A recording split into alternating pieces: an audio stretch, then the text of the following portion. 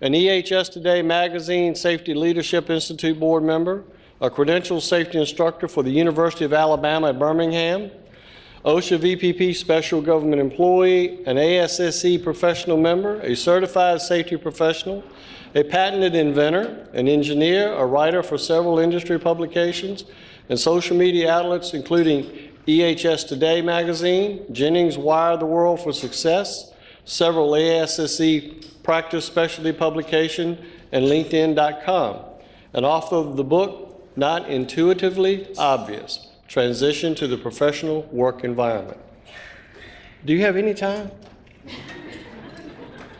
Jay is an inspiring keynote speaker and a frequent presenter at the National Safety Conferences for various organizations, and was named the EHS Today magazine as one of the 50 people who most influenced environmental health and safety in 2012 and 2013. He has over 175,000 followers on Twitter, and his LinkedIn profile is one of the top most viewed in the world. Be prepared now to think differently. Here's J.A.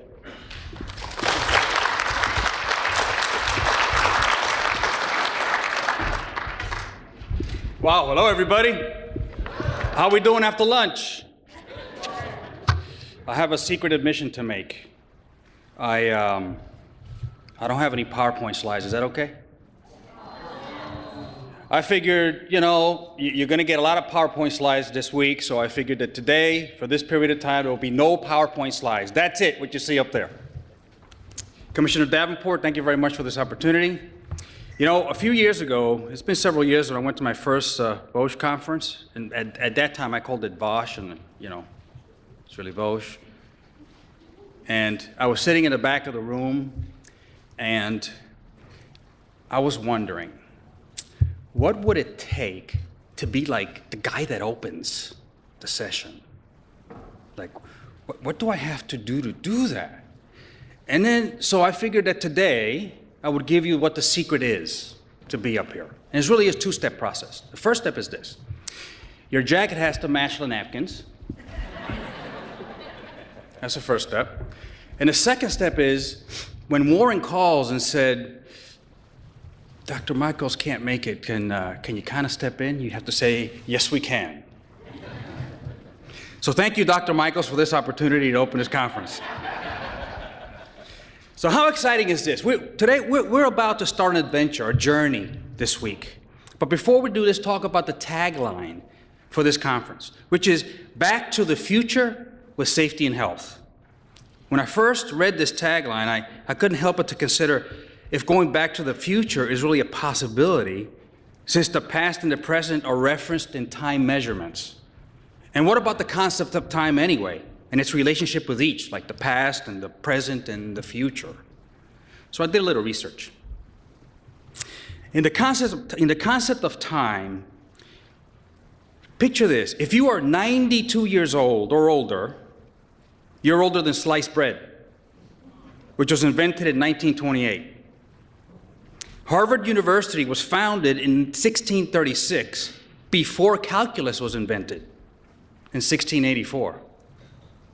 The pyramids of Giza were built around 2000 BC in the time of woolly mammoths, 1700 BC. The fax machine, do we have anyone here of Scottish descent? We have a few. The fax machine was invented by Scottish mechanic Alexander Bain in the same year that the Oregon Trail migration, which was in 1843. Incredible. The jewelry store, Tiffany and Company, anybody know that store? Was founded in 1837 before Italy was a country in 1861. Talk about time. The Eiffel Tower was completed in 1889, the same year Nintendo was founded, and that Van Gogh painted The Starry Night. Somehow these facts distort our concept of time. And what is it anyway? What is time? Well, according to Webster's dictionary, time is defined as this. It is a period of interval, the period between two events, or during which something exists, happens, or acts, a measured or measurable interval. We all chase time, don't we? In our calendars, and time waits for no one. Time cannot be studied with a human instrument, nor can we experiment with it, nor can we watch it or see it? Time is very elusive, as if it doesn't exist, yes, yet it moves on, and its impact drives everything, absolutely everything that we do, everything that we are, and everything that we will become. Change over space, in other words, motion, seems to define time. It's a different way of looking at things. The Earth rotates once, we have one day. It orbits around the sun, we have 1 year. It takes time to walk from here to there. We choose this as our measurement of time worldwide. There is therefore a universal measure of distance. If the Earth were to travel 1/2 its current speed, our days would be twice as long. Our current measurement of time would have 48 hours in a day. We will likely require 2 sleep cycles within that 1 day to recharge. And you know what? I know some people that actually take that cycle, 2 days. We could actually weigh more because the forces of gravity will seem to be greater in relation to the reduced centrifugal forces correlating to the decrease in circular motion. Imagine if you said to your spouse during a Caribbean vacation, honey, I'll be back when I've spun 12,500 miles on this rock, a little around a yellow fireball at 67,000 miles an hour. This is essentially saying the same thing as I'll be back in 12 hours. Expressing time in much simpler terms is easier for us, in years, in days, in minutes, and seconds, than expressing it in terms of rotational miles traveled in 3 dimensions. So we can relate to this universal measurement of time. And if that is not confusing enough, time is also a commodity, something of value. That means a measure of distance is of value as well, because it takes time to travel it. A different way of looking at things. But unlike money or a car, a designer purse, a gold watch, a well-invested portfolio, or a big home, time cannot be held or possessed. It can only be traded. It can be sold. It can be allocated. And everyone has the same amount each day, rich or impoverished, happy or sad, healthy or sick, until it runs out. And all of us are brokers of time. Think about it. From the time you leave your home to report to work until the time you report back home, that block of time is sold for a price to your employer, for an opportunity to improve the remaining time that is not sold, and for an opportunity to grow the organization and to grow yourself personally. Different way of looking at things. Most of us use unsold time to make wonderful memories with our families, with our friends, and to offer our bodies the opportunities to recharge. Time undoubtedly comes in a bucket for each of us. Some of us, our buckets are fairly or unfairly larger than others. At first, if you remember when you're young and during our youth, it seems as though there's so much time we are wasteful of it. Think of the events that you undertook when you were younger. Spilling it here, dropping it there, wasting it everywhere, until you realize that this commodity needs to be only allocated towards the right things and shared with the right people. Time forges forward without regard to purpose and waits for no one. It is up to us then to fulfill our destiny, because time is really a gift, the gift of opportunity at every tick and tock of the clock. Time has another secret for us, one that really stops us in our tracks. You see, all of what we perceive as the present has already passed. It is a fleeting moment in time. Think about what I just said. All of what is the present has already passed. However we define it, the present is but a very brief moment in time, and it is imprisoned by the past and the future. It is squeezed in the middle. The present can therefore not be measured, but absent it, there shall be no past and there shall be no future, at least in our minds. The present is also updating itself consistently. For example, when you fall asleep, what happened around you? Since you did not record it in your brain, nothing happened. There is no past, there is no physical future until you wake up. And once you do, the present is then recorded again. The past then becomes a recorded event, while the future is an unrecorded one. The future is often a projection of what we see or don't see, and it is based on the past. Everybody following me? I see a lot of stares. So if the present is so small that it cannot be measured, how can it then create an inaccessible and measurable past and future? Einstein believed that time is an illusion. That's a really interesting concept. Most of us believe, actually, that the future is wide open until the present catches up with it, and that the past is a done deal and is fixed in time. So we live our lives this way. It is our reality. It drives our behavior, how we think, how we view the world, yet science disagrees. Physics does not tell us which events are occurring right now. The laws of physics just are. The laws lay out time in one continuum without the present.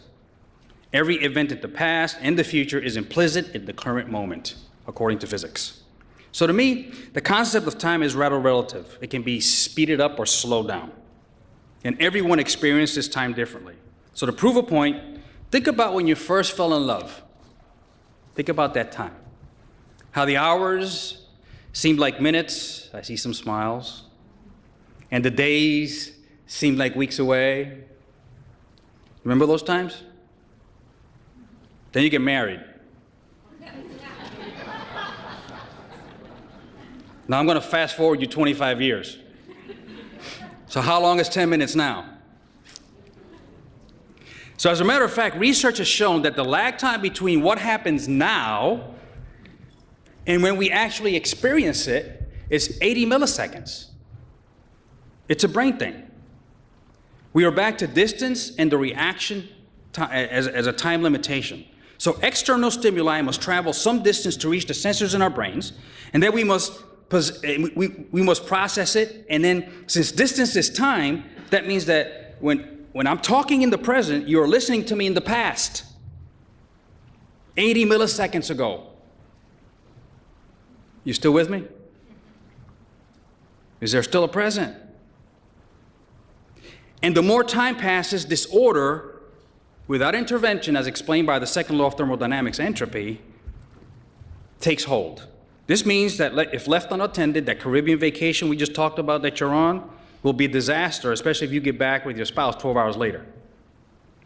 So physics is truly amazing in that way. It breaks everything down to its basic elements, or its fundamental elements. So let's consider another time measurement, another way of looking at things. If we measure time in terms of heartbeats rather than seconds, something incredible comes to light. Larger animals with slower heartbeats tend to live longer, right? Smaller animals with faster heartbeats tend to live shorter by our measurement of time in terms of years. But incredibly, large and smaller animals are good for about 1.5 billion heartbeats, which explains why 1.5 billion relatively slow heartbeats translates to a longer lifespan than 1.5 billion shorter heartbeats. So in essence, all animals experience about the same amount of time on Earth if you use that time measurement, that measurement of time. We humans, though, we're fortunate. We have about 2.5 billion heartbeats. This is where the medical community and the scientific community clash. So, one says exercise more, live more. The other says if you do, you'll use up your heartbeats faster, and you'll live just as long, but you'll have less time on Earth. So if you want to skip the gym, you could use the physics excuse on that one. So what does this have to do with Back to the Future with safety and health? Is Back to the Future possible? Well, let's see. If it takes 80 milliseconds for you to register what I'm saying right now, that means that you are constantly listening in the past. And if it takes just as long for you to register what you are seeing, you are forming a recording and playing it back in the past with the illusion of it being in the present. This means that from our brain's perspective, the future is 80 milliseconds ahead of the past where we live by design. It means that the outcome of the next 80 milliseconds can be shaped by our illusion of the future, which is really the past. Everyone follow me? Is that making sense? How we doing? So you can drive your future safety program from the past. Consider these everyday occurrences and their impact on your decision-making process. The last time you took an elevator, did you inspect it or require its operator to provide you with a certificate of inspection before you press floor number 3? Or did you simply press floor number 3 and trust that it would take you there? What did you do? When you sat in your car before heading out, did you remove one of your wheel assemblies and inspect the brakes? Or did you check the antifreeze level in the reservoir? Or did you simply get in the car, put on a seatbelt, started it, placed it in gear, and commenced your trip without texting? Did you do that? The question is, why did you do that? Why does your alert level rise when walking along a darkened and deserted parking lot, and not when you're on one that's well lit and well attended? Why is it that your trust level for some of your coworkers is higher than others? Why do you trust that the chair you're sitting in today will hold your weight and that the ceiling above our heads is going to hold? And why did you trust that the person sitting next to you is not wanted in 6 states?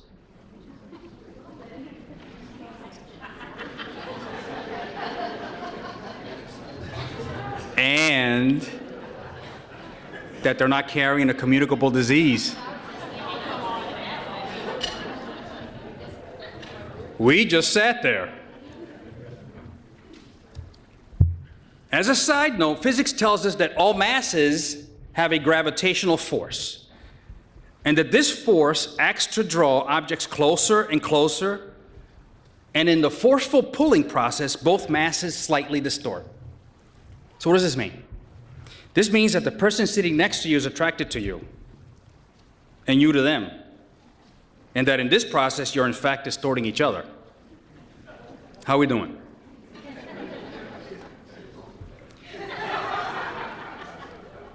So you can actually use the excuse that your apparent extra weight is actually an optical illusion formed when everyone's mass is pulling at you from all directions and distorting you.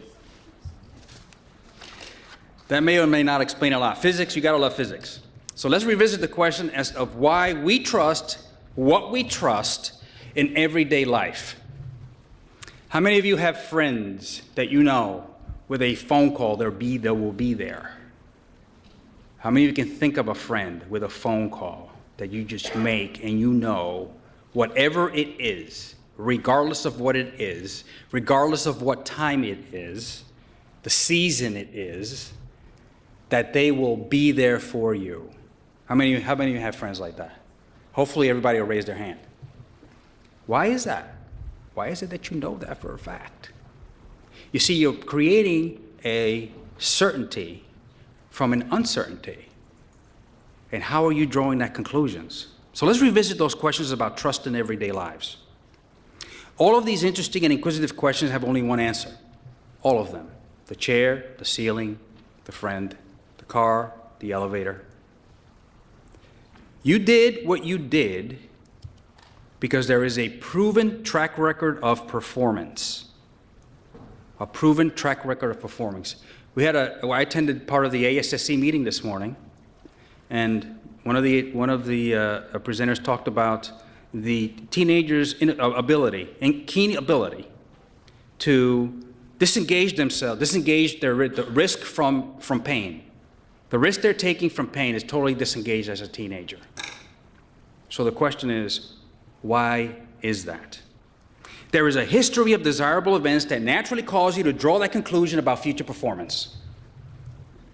We all assign a certainty factor to an uncertainty, and we will make judgment calls accordingly.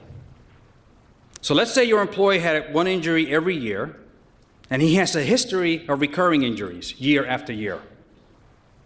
So the question is it pretty certain that you can predict that the likelihood is very high that this trend will continue next year? It is about past performance. It is about the past affecting the future. You know that employee, the one that chooses to play with their smartphone rather than to listen to a life-saving session? I see some smiles. What about the one that always seems to find the wrong excuse at the right time, regardless of what it is? What about the one that influences others in ways that are detrimental to the organization? What about the one that takes off their PPE when the boss is not watching? Or the one who everyone predicts will be the next injury at some point in the future, but no one intervenes in the present? What about the boss who is obsessed with the bottom line? The one who carries the safety flag, but does not wave it in ways that inspires safety program greatness? The one who says safety is a priority, yet demonstrates it is not a personal or organizational value. The one who manages risk because of profit, provides protection of the most valuable asset, which is our people. The one who everyone predicts will say no to the much needed safety program improvements because of cost. And no one in the chain does anything to intervene in the present. And what about you? What are others predicting about your future? What will they say if they were completely uninhibited? Will they say that you are a true champion of the cause to protect people, property, and environment? Will they say that you always find ways to present compelling business cases for safety program improvement projects? Will they say that you can be counted on as an innovator or shaper of what is to come? Will they say that you are the safety program pollinator for the organization? That depends. Think about your performance to date. Has it or will it lead others to these conclusions using past performance as a reference point? You see, in our minds, we can form a prediction, a good guess as to what will happen if a certain course of action is taken based on the outcomes of similar actions in the past. Our behaviors are shaped by it. Our thoughts are shaped by it. Our emotions are shaped by it. And ultimately, our decisions are shaped by it. If we know that a speed trap is just ahead, the likelihood is very high that we will monitor our speed accordingly. The same is true if we know or believe that the speed trap is nowhere to be found. We will monitor our speed accordingly. If we have innovated in the past, others will expect us to innovate in the future. If we spoke the universal language of business, which is finance, when presenting our projects in the past, the organization will predict that you will do your homework in the future as well. So future predictions are extrapolations of the past drawn from data points in the present. How are we doing? Doing good? The key is to help others draw those conclusions with the right set of data points. Future predictions, however, can go astray with risky behavior.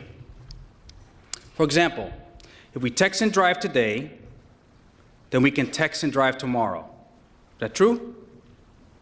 I believe we all know the chances there. Yet people choose to engage in this behavior not because, or have chosen to engage in this behavior because it has not happened to them. It is not in their past performance. This brings up a story of JC, young, full of life military serviceman who had a bright future with his family and 2-year-old daughter. His family often reminded JC to stop texting and driving. By his own family words, JC was bulletproof and 10 foot tall. Full of life, JC would dismiss his family's pleas as nagging until one day when he traded his time with his 2-year-old daughter and his loving family for the opportunity to text and drive.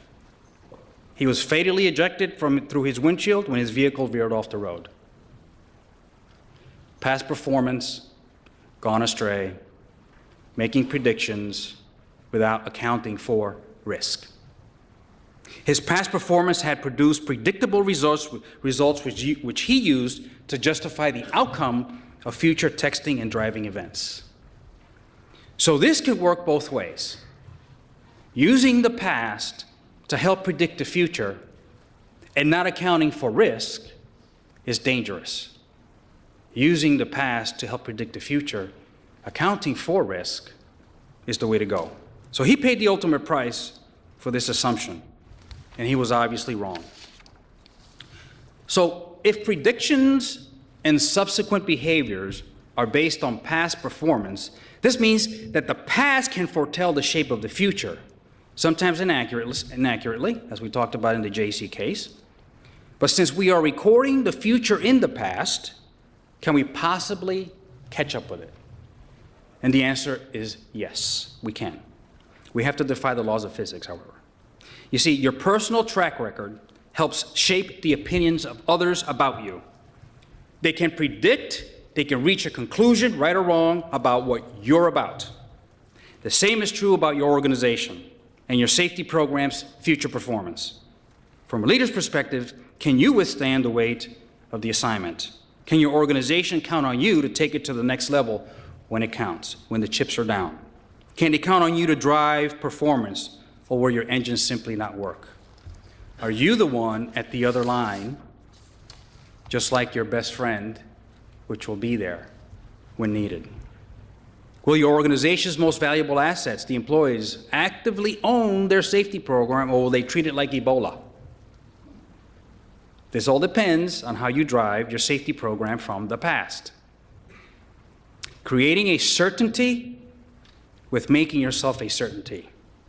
Someone to be counted on 100% of the time in the future through predictive performance in the past. How are we doing? This phenomenon applies to your organization and your safety program. If each of us are recognized as collaborators, as innovators, as achievers, and all that is right. You see, there's one thing that we do control 100% of the time, and that is our perspective. It is influenced by the past and controlled by the perceived future outcomes. As for the present, how can something that cannot be measured have such a profound impact on the past and the future? Perhaps that answer lies within us all. So I will leave you with a story today, and it is called The Importance of Time. It is a short story written by Bob Perks, and it goes something like this. A young man learns what's important in life from a guy next door. It had been some time since Jack had seen the old man. College, girlfriends, career, life itself got in the way. In fact, Jack moved clear across the country in pursuit of his dreams. There, in the rush of busy life, Jack had little time to think about the past and often no time to spend with his wife and son. He was working on his future and nothing could stop him. Over the phone, his mother told him, "Mr. Belser died last night."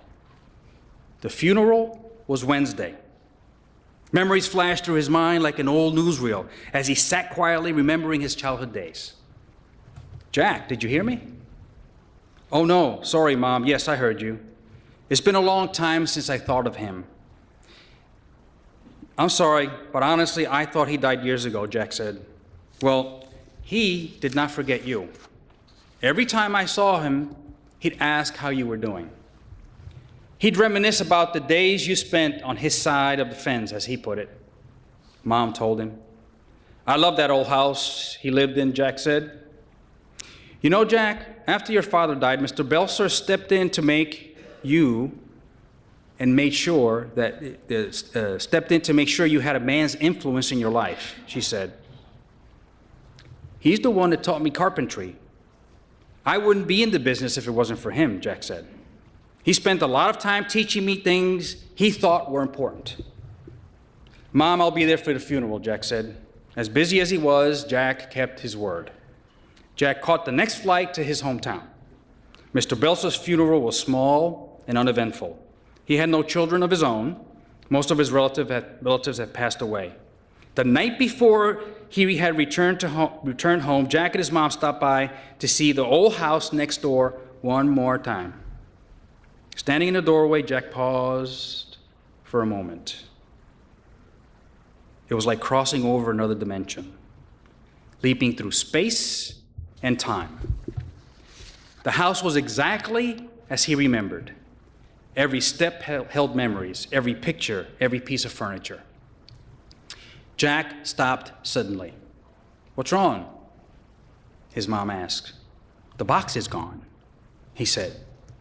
"What box?" asked Mom. "There was a small gold box he kept locked up on top of his desk. I must have asked him 1,000 times what's inside, and he never would tell me. He would just say, 'The thing I value most,'" Jack said. It was gone. Everything about the house was exactly how Jack remembered, except for the box. He figured someone from the Belzer family had taken it. "Now, I'll never know what was so valuable to him," Jack said. "I better get some sleep. I have an early flight home, Mom." It had been 2 weeks since Mr. Belzer died. Returning home from work one day, Jack discovered a note in his mailbox. "Signature required on a package. No one at home. Please stop by the main post office within the next 3 days," the note read. Early the next day, Jack retrieved the package. The package was old, and it looked like it had been mailed 100 years ago. The handwriting was difficult to read, but the return address caught his attention. "Mr. Harold Belzer," it read. Jack took the package out to his car and could not wait, and he ripped it open. There inside was the gold box and an envelope. Jack's hand shook as he read the note inside. "Upon my death, please forward this box and its contents to Jack Bennett. It's the thing I value most in my life." A small key was taped to the letter. Jack's heart was racing and his eyes were filled with tears. Jack carefully unlocked the box. There inside, he found a beautiful gold pocket watch. Running his hand slowly over the finely etched casing, he unlatched the cover. Inside, he found these words engraved: "Jack, thanks for your time, Harold Belzer." The thing he valued most was my time. Jack held the watch for a few minutes, then called his office, cleared his appointments for the next 2 days. "Why, Janet?" said his assistant. "I need some time to spend with my son," he said. "And oh, by the way, Janet, thanks for your time." So this short story brings home the point that time is valuable to those who recognize its importance to the fulfillment of personal and professional life. So as I depart today, the last words I speak on this stage were communicated 80 milliseconds ago. In the past, in the hopes of influencing you and your bright future. Remember that each of us have a bucket that are now inherently somewhat lighter than when we started the session. Our voyage today has had a passage through time. I sincerely hope that the drop-off moment we shared and the journey we have traveled in the process has brought enlightenment to you and your purpose, and that this conference brings renewed energy to your organization and through you.